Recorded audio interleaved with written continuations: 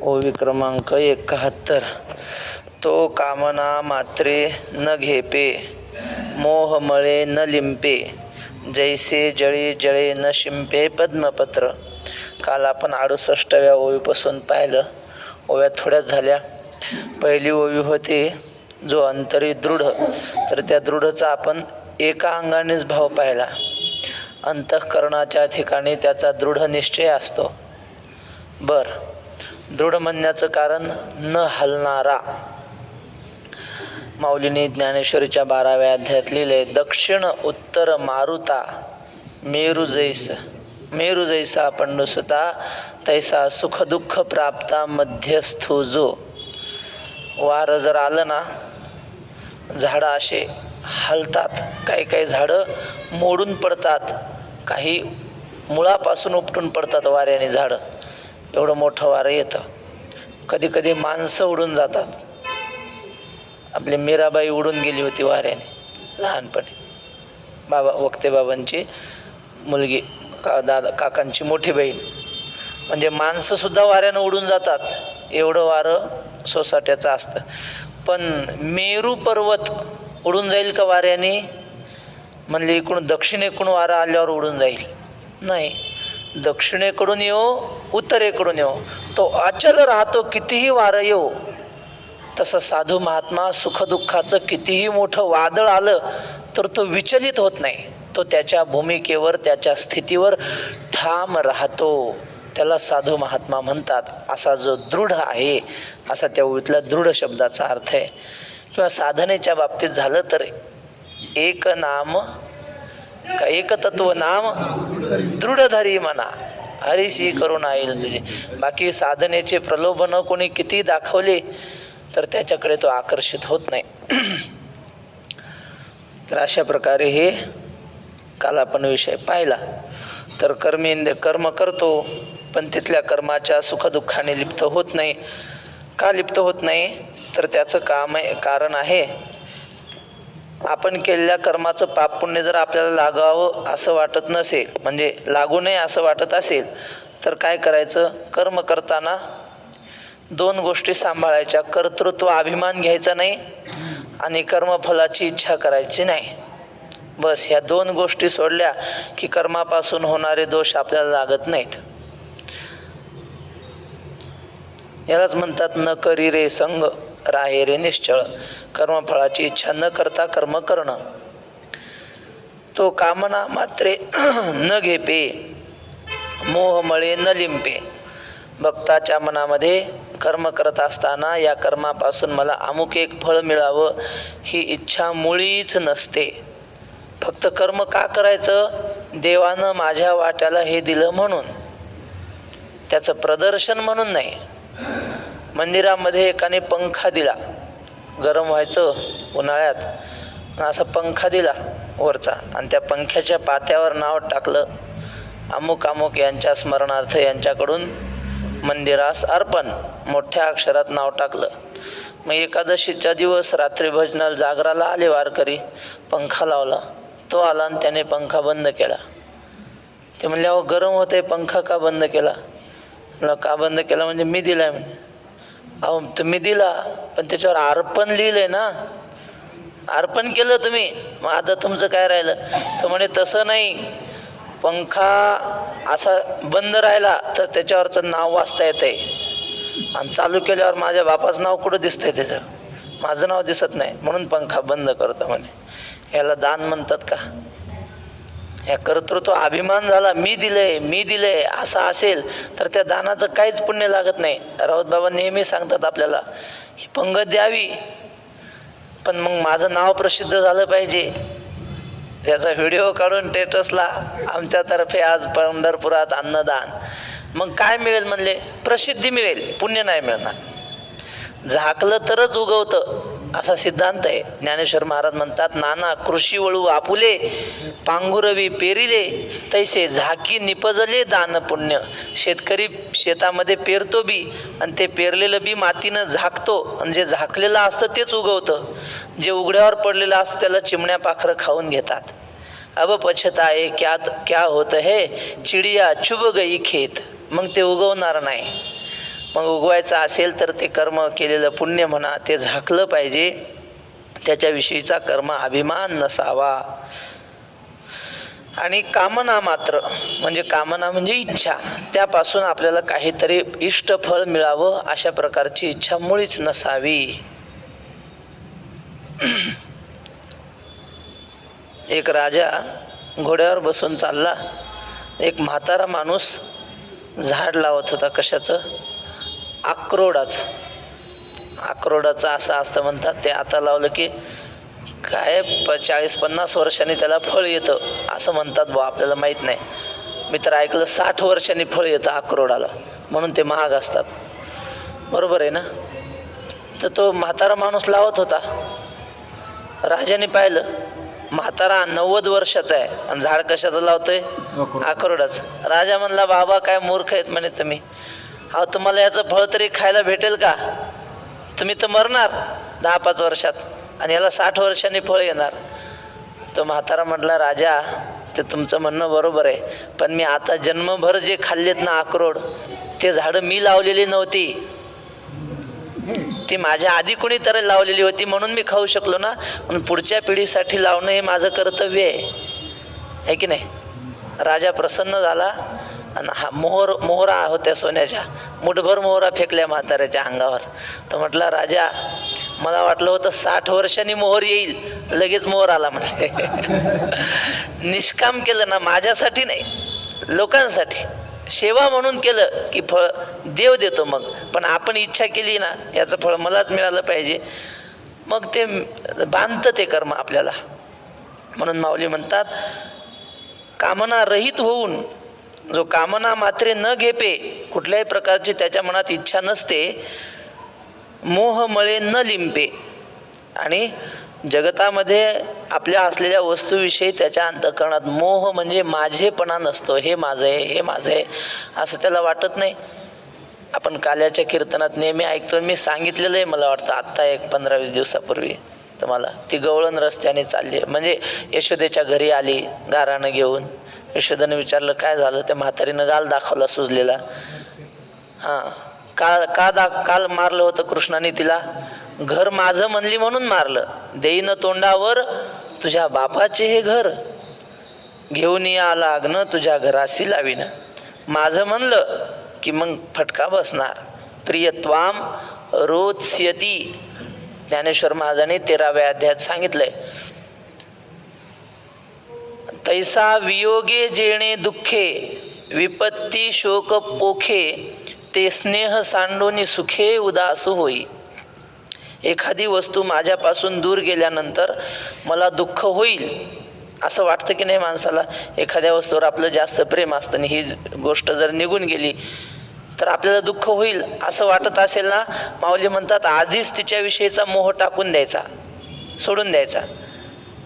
जय चोर पाहे झोंबती, ते आजीची ऋषी जे संपत्ती, का झाका झाकी वाती न वचता की जे. उद्या आपल्या घरी चोरी होणार हे कळलं, आजच कळलं आपल्याला. मग काय करतो शहाणा माणूस? जे काही आपल्याकडे आहे चोरी होण्यासारखं त्याची आजच्या आजच विल्हेवाट लावून देतो, कुठंतरी सुरक्षित ठेवतो, नाहीतर कुणाला दान करून टाकतो, नाहीतरी उद्या चोराचीच भरणी होणार आहे. त्यापेक्षा आजच त्याची विल्हेवाट लावतो. तसं म्हटले, उद्या जी वस्तू आपल्यापासून दूर जाणार आहे ना, तिचा आजपासूनच मोह सोडून द्यायचा. मग उद्या गेली काय न राहिली काय असं पाहिजे. तसं शहाणी माणसं संसारातल्या कुठल्याच वस्तूला मोह चिटकून ठेवत नाहीत.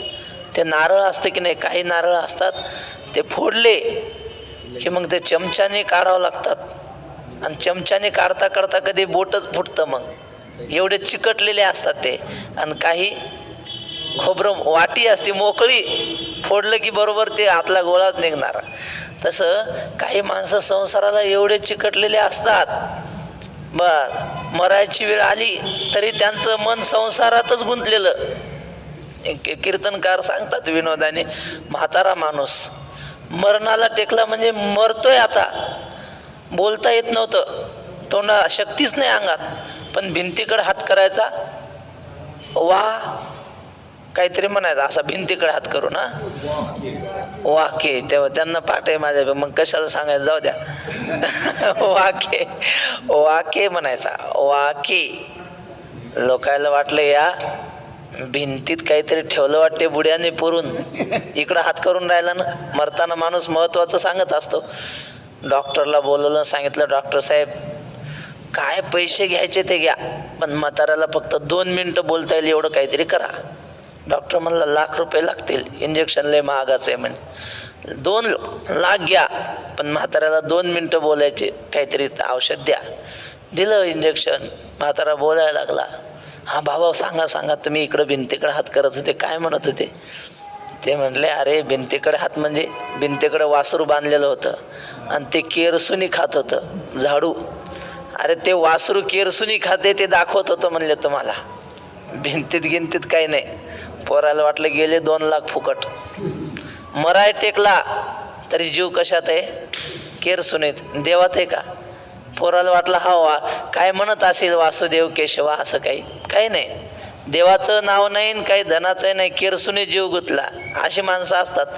मरता मरता सुद्धा संसाराची आसक्ती सुटत नाही.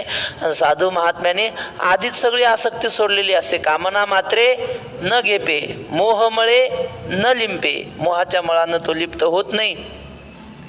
आणि पुन्हा बरं असा जर असेल ना, मग ज्ञानेश्वर महाराज म्हणतात त्याला लेकरं बाळं घरदार संपत्ती असेल तरी तो संन्यासी आहे. सांगा ओवी, मी माझे ऐसी आठवण विसरले जयाचे अंतःकरण, पार्था तो संन्यासी जाण निरंतर.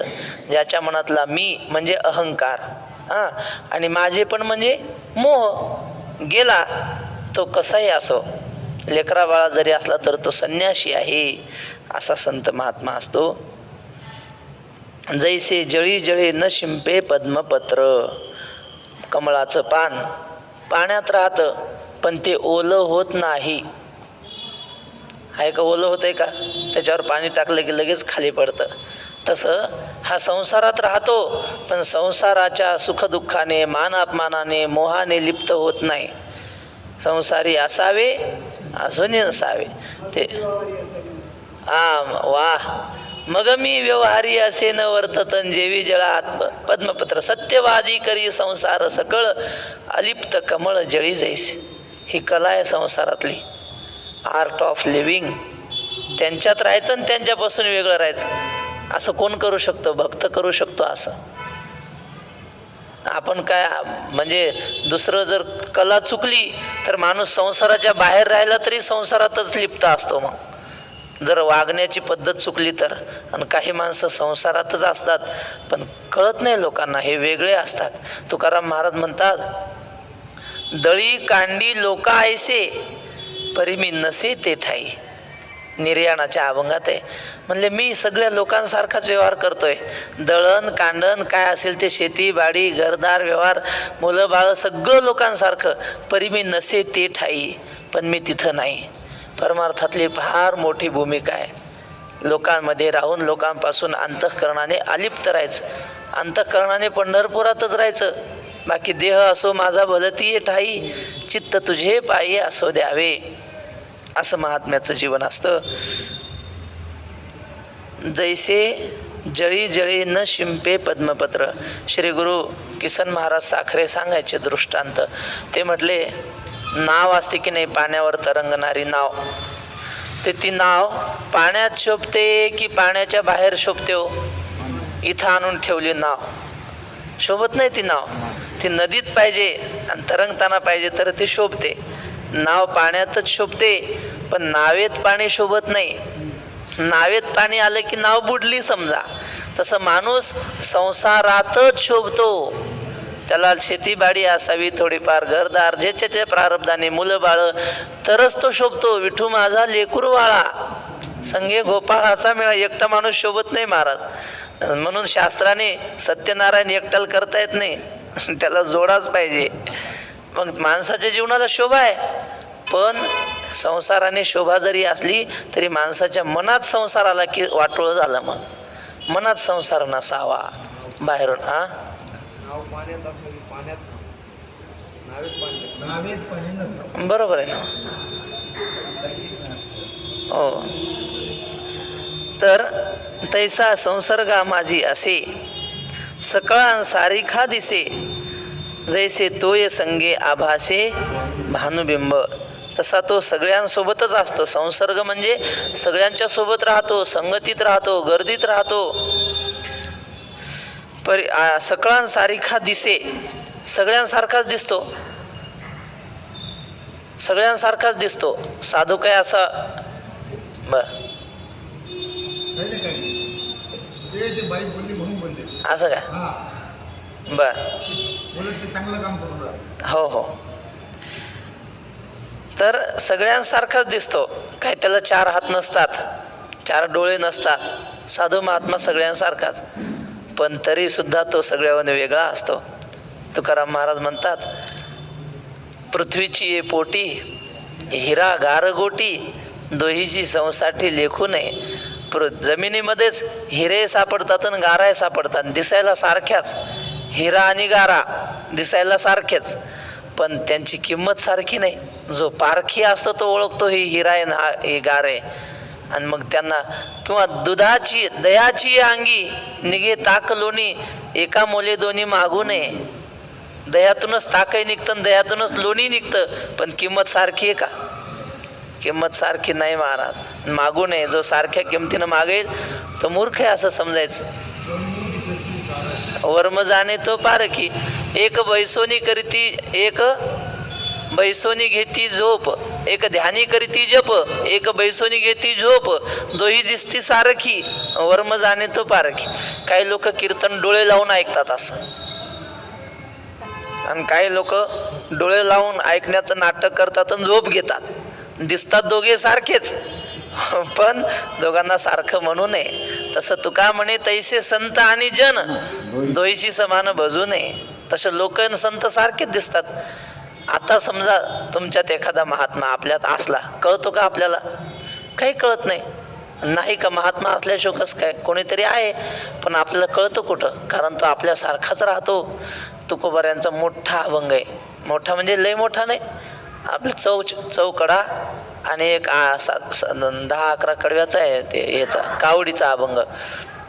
आहा आहा रे भाई गंगा नव्हे जळ, वृक्ष नव्हे वड पिंपळ, तुळशी रुद्राक्ष नव्हे माळ, श्रेष्ठ तनो देवाचिया, समुद्र नदी नव्हे पैगा, पाषाण म्हणो नये लिंगा, संत नवती जगा मानसा त्या जारीखे. समुद्र म्हणजे नदी नाही, जरी ह्याच्यातही पाणी त्याच्यातही पाणी, पण समुद्र तो समुद्र. समुद्र आटत नाही, नदी आटते. समुद्र नदी नव्हे पैगा. आणि पाषाण म्हणू नये लिंगा, दगडच आहे. इकडं माळावर दगड आहे, मंदिरातही दगड आहे, पण त्या मंदिरातल्या लिंगाला पाषाण म्हणू नये. संत नव्हती जगा मान. तसे लोकही आहेत, संत आहेत. म्हणले तेच त्यांनाही मुलं बाळ आहेत, यांनाही मुलं बाळ आहेत असं म्हणून चालत नाही. तुकाराम महाराजाला 2 बायका होत्या, मग आम्ही केलं तर काय बिघडलं? तसं जमत नसतंय. त्यांचा अधिकार काय, आपला काय, याचा विचार केला पाहिजे ना. तसे संसर्गा माझी असे सकळांसारिखा दिसे जैसे तोय संगे आभासे भानुबिंब. माऊलीने उदाहरण दिलं, सूर्य पाण्यात प्रतिबिंब होतं, सूर्याचं दिसतो पाण्यात सूर्य असल्यासारखा. पण जो पाण्यात जरी दिसत असला तरी पाण्यात आहे का तो? नाही, तो आहे वर, त्याचं प्रतिबिंब खाली आहे. तसं संत समाजातच दिसतात, पण ते समाजात असतात का? नाही, ते देवापाशी असतात. त्यांचे वा बाबांनी कान्हो पाठकांचं नाव काढलं. ज्ञानोबारायांचा समाधी सोहळ्याचं पहिलं कीर्तन कोणी केलं? कान्होबा पाठक त्यांचं नाव. केंदूर, आळंदीच्या जवळच केंदूर आहे पलीकडे, तर तिथले ते कान्हो पाठक. तर ते त्यांची कीर्ती त्या काळात म्हणजे ज्ञानोबारायांच्या काळात ते साधू महात्मा म्हणून प्रसिद्ध होते, पण संसारी होते. मुलं बाळ सगळं होतं. काशीवरून कोणीतरी एक आला विद्वान, महात्म्याचं दर्शन घेतलं पाहिजे, काय लाभ होईल सांगता येत नाही. माणसाच्या जीवनाचं कल्याण व्हायचं असेल तर एक तरी खरा साधू भेटला पाहिजे. आणि बरीच लोक अशा खऱ्या साधूच्या शोधात असतात. तो आला आणि मग महाराष्ट्र सोडून उत्तर प्रदेश म्हणा इकडच्या लोकांची समजूत काय, जो ब्रह्मचारी असेल तोच साधू, संसारी असेल तो साधू नाहीच, अशीच समजूत आहे. तुम्ही तिकडं बिना भगव्या कपड्याचा किती विद्वान असू द्या, त्याला ते कवडी किंमत देत नाहीत. आणि भगवे कपडे घातलेला कुणी असू द्या, महात्माजी आओ, मग ते दक्षिणा आणि ते सगळं. मग तशा वृत्तीचा तो माणूस शोधत आला. त्याला वाटलं कोणीतरी फार मोठा संन्यासी असेल, कानोपाठक बुवा. घरी आले तर हे बालयोगी महाराज फार सुंदर वर्णन करायचे. कानोपाठक म्हणजे काय, काय नाही, अंगणामध्ये म्हशी बांधलेल्या, गायी बांधलेल्या, ते शेण आणि गोमतरण, ते सगळं वास त्या अंगणात, शेणाचा आणि गोमतराचा, आणि 10-5 लेकरं खेळायलेले अंगणात. आणि त्यानं काय आंघोळ्या नव्हत्या केल्या, काय नाही, लेकरांनी कोणाच्या अंगावर कपडे, कोणी तसेच शेंबडानं भरलेले. आणि हे कानोपाठक तिथं वसरीत बसले, आणि त्याच्या अंगावर 2-4 लेकरं, कोणी गळ्यात मिठी मारलेली, कोणी मांडीवर बसलेलं. हे कानोपाठक एखादा शेंबूड काढायले, असं सगळं. आणि हा आला. कानोपाठकाचं घर कोणतं, हेच म्हणले. कानोपाठक ते काय, ते बसले म्हणले ववरीत. तर डोकं बडवून घ्यायला लागला, आपण संत महात्मा म्हणून आलो आणि ह्याच्या अंगावर लेकरं खेळायले, आणि अंगण असं. हा काय संत महात्म्याचं लक्षण आहे का? अरे महात्मा म्हणजे कसा असावा, आश्रम असावा, आहे की नाही. एका बाजूला काही विद्यार्थी अभ्यास करताना असावेत, असं काहीतरी वैराग्याचं लक्षण, ज्ञानाचं चिन्ह, हे तर काहीच नाही. तो आला आणि तसाच माघारी चालला. कानोपाठकाने पाहिलं कोणीतरी आलंच आलं. हो, कोणाकडे आले होते, काय चालले? काय नाही म्हणले, आमच्या अपेक्षा भंग झाला, आम्ही संत म्हणून आलो पण आमचा भ्रमनिरास झाला. अहो ते असू द्या, काय असायचं ते, पण मग आमच्या दारात येऊन असे रिकाम्या हाताने जाऊ नका, काहीतरी घ्या, या 2 मिनटं बसा. तो आला, बसला आणि तो म्हणला, महाराज खरं सांगतो, आता मी तुम्हाला फार मोठा महात्मा म्हणून आलो, पण इथं आल्यावर कळलं म्हणले तुम्ही महात्मा वगैरे काय नाही, तुम्ही साधे संसारी माणसं. महाराज म्हणले, संसारी का म्हणता? अहो का म्हणता म्हणजे एवढे लेकरं तुमच्यासोबत आहेत, लेकरं बाळं तुमच्या अंगावर खेळतात आणि संसारी नाही तुम्ही कश काय? महाराज म्हणले, बरं, या लेकरांमुळं मला तुम्ही महात्मा समजत नाही का? सगळ्या पोरांना जवळ बोलवलं, अंगणात विहीर होती, इकडे अरे या बोलवलं, आणि पटापटा सगळे लेकरं विहिरीत दिले टाकून, टाकले पाण्यात टाकून त्या विहिरीत. हां चला आता झालो की नाही म्हणे महात्मा मी. तर म्हणे महात्मा, आता तर खाटकापेक्षा नालायक झाले तुम्ही, लेकरं मारून टाकले, तुम्हाला महात्मा कसं काय म्हणेल मी? अरे ते म्हटले, आता लेकरं होते म्हणून महात्मा म्हणत नव्हते, आता लेकरं मारून टाकले तरी महात्मा समजत नाही, तुम्ही आता कसं काय? तो म्हणला, आता तर एक क्षणभर तुमच्या घरी थांबत नाही, तुम्हाला सुतक पडलं म्हणे, पाणी सुद्धा घेत नाही आता तुझ्या घरचं. निघाला तो राग. महाराज म्हटले, लेकरं मारले तरी महात्मा म्हणत नाही ना, मग आता लेकरं काढतो म्हणे. पुन्हा हाका मारल्यानं सगळ्या लेकराला बाहेर बोलवलं. खेळायला गेल्यावर कसे पळत येतात तसे लेकरं विहिरीतून बाहेर आले. मग मात्र याला कळलं, हा माणूस दिसतो तसा नाही. आता आपल्यासमोर विहिरीत लेकरं टाकले आणि पुन्हा तसेच बोलावले म्हणजे. मग त्याला कळालं, संत नवती जगा मानसा त्या सारिखे. आपल्या संत वाङ्मयामध्ये त्यांचं कानोपाठक नाव आहे, संत मालिकेमध्ये नाव पण आहे. नामदेवरायांनी, तुकोबारायांनी त्यांचं वर्णन केलं आहे. तर काय सांगत होतो आपण, तैसा संसर्गा माझी असे, सकळांसारिखा दिसे, सगळ्यांसारखा दिसतो, पण कसा असतो तो, जैसे तोये संगे आभासे भानुबिंब, तैसा सामान्यत्वे पाहिजे तरी साधारण उची देखीजे. जर आपण स्थूल दृष्टीनं पाहिलं ना, चर्मचक्षुने 3 प्रकारची दृष्टी असते. एक असते चर्मदृष्टी, दुसरी असते ज्ञानदृष्टी, आणि तिसरी असते भावदृष्टी. चर्मदृष्टी म्हणजे काय, साधी कातड्याच्या डोळ्यानं दिसणारं. एखाद्याने चर्मदृष्टीने पांडुरंगाला पाहिलं तर त्याला काय दिसेल? काही नाही, आपल्या गावाला जशी एखादी मूर्ती आहे तसा इथे एक मंदिरात मूर्ती आहे देवाची, चर्मदृष्टीने हे दिसेल. ज्ञानदृष्टीनं पाहिलं तर काय दिसेल हो? ज्ञानदृष्टीने पाहिलं तर तो म्हणेल, नेनो ब्रह्म मार्ग चुकले आणि उघडे पंढरपुरा आले. हे पांडुरंग मूर्ती नाही, ही परब्रह्मलिंगम भजे पांडुरंगम. महायोग पीठे तटे भीमरथ्याम वरम पुंडरीकाय दातुम मुनींद्रैः समागत्य तिष्ठन्तमानंद कंदम परब्रह्मलिंगम भजे पांडुरंगम. हे हो, सांगायचं तात्पर्य ज्ञानदृष्टीनं पाहिलं तर पांडुरंग ब्रह्म दिसेल, चर्मदृष्टीनं पाहिलं तर साधी मूर्ती दिसेल, आणि तिसरा आहे भावदृष्टीनं पाहिलं तर तो जगाचा मालक, माझा प्राण विसावा तो दिसेल. सर्व सुखाचे आगर बापर रूप पाहत आलोचनी, सुख झाले ओसाजणी सुंदर ते ध्यान उभे विटेवरी, करकटावरी ठेवून या पुंडलिकाच्या भावार्था, गोकुळीहून झाला येता निज प्रेम भक्ती, भक्ता घ्या घ्या आता म्हणतच. ही कोणती दृष्टी आहे? भावदृष्टी आहे. वरवर पाहणं म्हणजे चर्मदृष्टीने पाहणं. तसं साधू महात्म्याच्या बाबतीत तसंच आहे. वरवर पाहिलं तर साधू सामान्य दिसतील इतर माणसासारखा. एरवी सामान्यत्वे पाहिजे तरी साधारणूची देखीजे, इतरांसारखा सामान्य दिसतो तो. एरवी निर्धारिता नेणजे सोय जयाची. पण जर सूक्ष्म दृष्टीनं पाहिलं तर मग मात्र अमर्याद फार मोठं त्याचं स्वरूप आहे, ब्रह्मरूप आहे तो महात्मा, असं आपल्याला कळल्याशिवाय राहणार नाही. पण ते कुणाला कळतं? जो तसा असेल त्यालाच कळतं. भक्ताचा महिमा भक्तची जाणती, दुर्लभ या गती अनेकाशी. स्वामी रामकृष्ण परमहंस यांच्या आश्रमामध्ये असे काहीतरी द्वादशीच्या निमित्तानं म्हणा काही पंगत होती. अनेक साधू महात्मे लोक जेवायला बसलेले, अनेक भिकारी, अंगावर काही थोडेसे कपडे, तेही मळके फाटके कपडे, एक काही हातामध्ये तांब्या असा काहीतरी, तोही असा फुटका तांब्या. आणि मग तो घेऊन एक आला तो भिकारी. पंक्ती बसलेल्या होत्या, हा जाऊन बसला पंक्तीला. ते मळके कपडे ते वास त्याच्या अंगाचं सुटलं. कोण जवळ बसू दे त्याला? उठा उठा उठा म्हणले, इथं बसू नका. दुसरे तिकडच्या पंक्तीला बसला. म्हणले रस्त्याची जागा आहे, उठ उठ उठ, इथं बसू नको. तिथून उठवलं. तिसऱ्या पंक्तीला, हो म्हणले इथं बसू नका, दुसऱ्या पंक्तीला बसा, ही पंगत उठल्यावर मग बसा. मग रामकृष्ण परमहंस आपले पाहत होते, असेल कोणीतरी.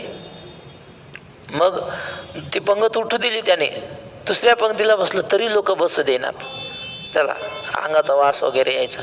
मग त्यानं काय केलं, हे पात्र उचलून टाकले होते की नाही ढीग पहिल्या पंक्तीचा, त्या पात्रावर उष्ट राहिलेलं जे होतं ना ते असं थोडं थोडं काढायचा आणि ते खायचा. रामकृष्ण परमहंसाने पाहिलं, म्हणले भिकारी नाही हा, गजानन महाराजांनी खाल्लं होतं की नाही उष्ट, असा कोणीतरी संत महात्मा दिसतो. त्यानं थोडं खाल्लं, 4-5 घास, आणि तडतड तडतड निघाला रस्त्याने. मग रामकृष्ण परमहंसाचा एक शिष्य होता, काय त्याचं नाव, त्यांचा भासाच होता काहीतरी, त्याचं नाव प्रसिद्ध आहे, आता मला नाही आठवणार. तर त्याला सांगितलं रामकृष्ण इकडे म्हणले, तो जो चालला की नाही त्याला जाऊन विचार, मला ब्रह्मज्ञान कधी होईल.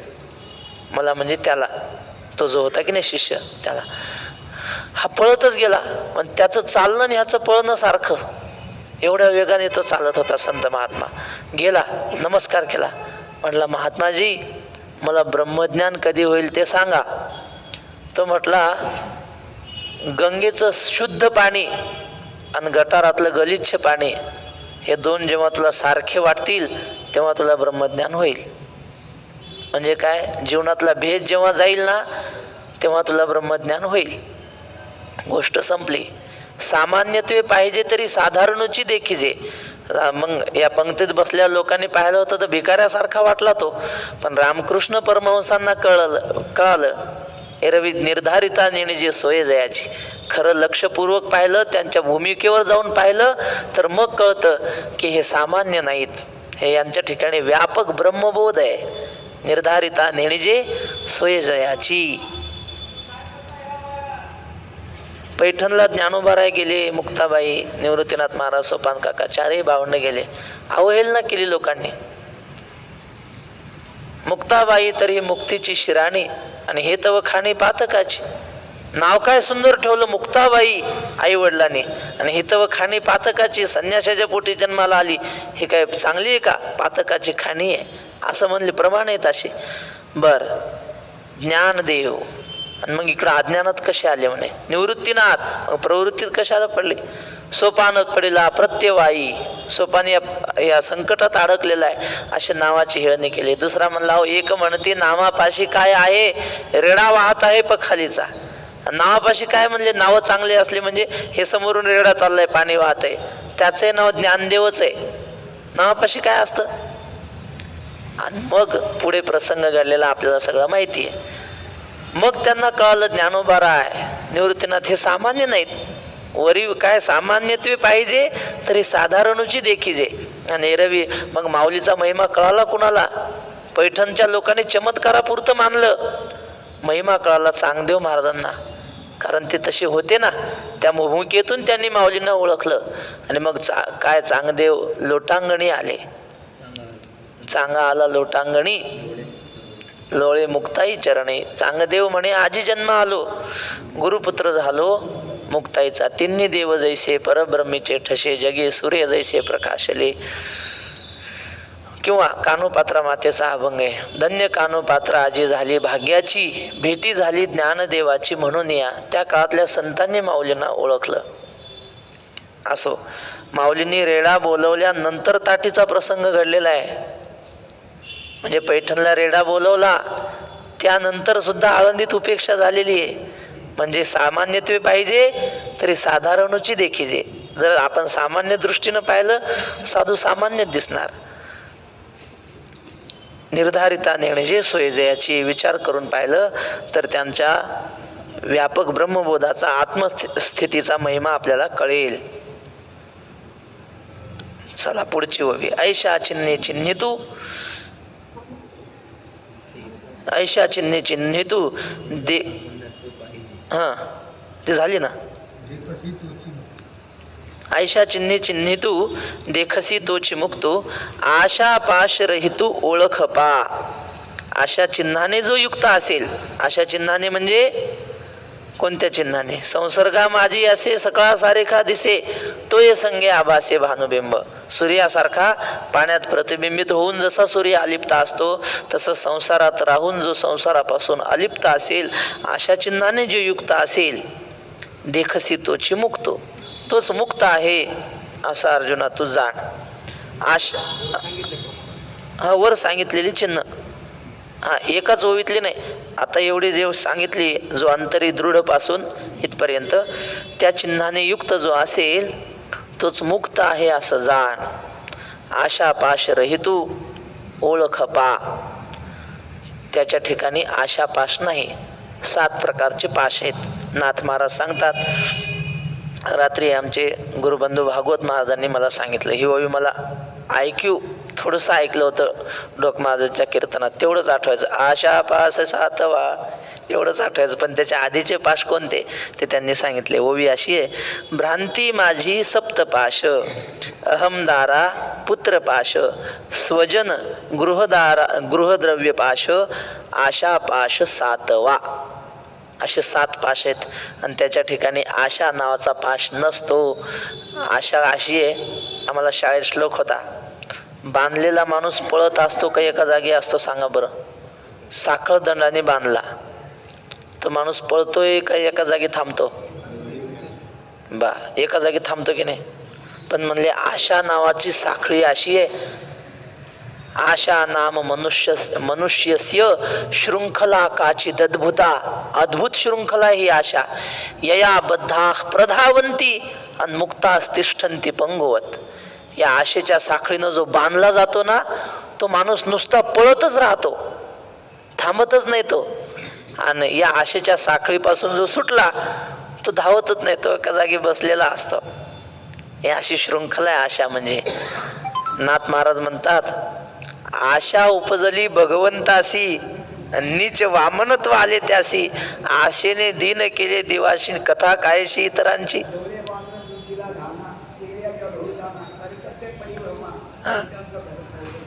वा, घाण्याच्या भजूनतिले गाणा बांधून डोळे, मागे जोडी आर तेने हे पोळे, चालिलो किती ते न कळे, आणि दुःखे आरंबळे भूकतान.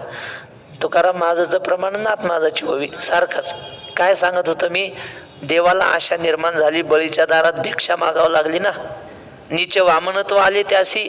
मग एवढ्या जगाच्या मालकाला जर आशा दीन करते तर तुमची आमची काय कथा. किती मोठा माणूस असून तंबाखू खायची तलप लागली आणि चुना नाही, नुसती तंबाखूच आहे, मग तो काय करतो म्हणजे हात पसरतो. हात पसरी जिणे धिग त्याची. मागायचं असलं की हात असा करावाच लागतो आणि द्यायचा असेल की हात वर. तुलसीदास महाराज म्हणतात, तुलसी करपर कर करे करतल कर ना करे, जिस दिन करतल कर करे उस दिन मरण भले. म्हणजे काय? तुलसीदास महाराज म्हणतात, आपला हात नेहमी असा असावा, म्हणजे देता असावा, असा कधीच नसावा. आणि ज्या दिवशी असा हात करण्याची पाळी आली त्या दिवशी मेलेलं बरं. हात पसरीजीने धिग त्याचे. तुका म्हणे करी ब्रह्मांड ठेंगणे, हात पसरीजीने धिग त्याचे. जळो जिने लाजीरवाने. मागणाऱ्याचा असं, देणाऱ्याचा हात असा. एकच दान असं आहे की घेणाऱ्याचा हात वर असतो आणि देणाऱ्याचा हात असा असतो. कोणतं दान आहे सांगा? माहित नाही?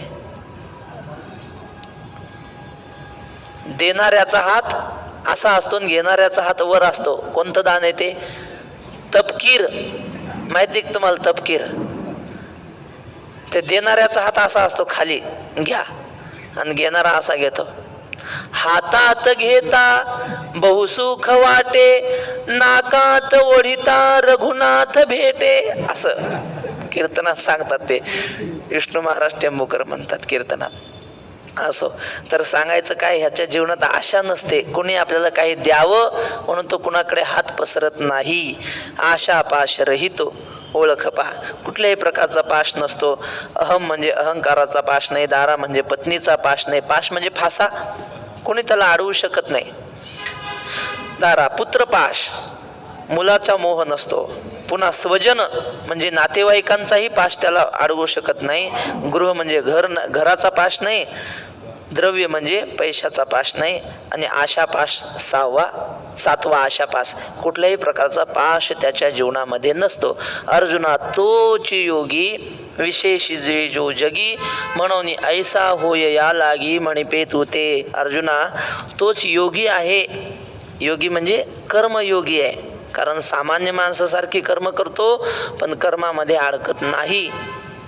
आणि विशेष जे जो जगी, म्हणून त्याला विशेष महत्त्व दिलं जातं. आळशी राहत नाही तो. जे वाट्याला आलं ते कर्म करतो म्हणून आळशी माणसापेक्षा किंवा कर्म न करणाऱ्यापेक्षा तो अत्यंत श्रेष्ठ आहे. विशेष वर्णन केलं जातो.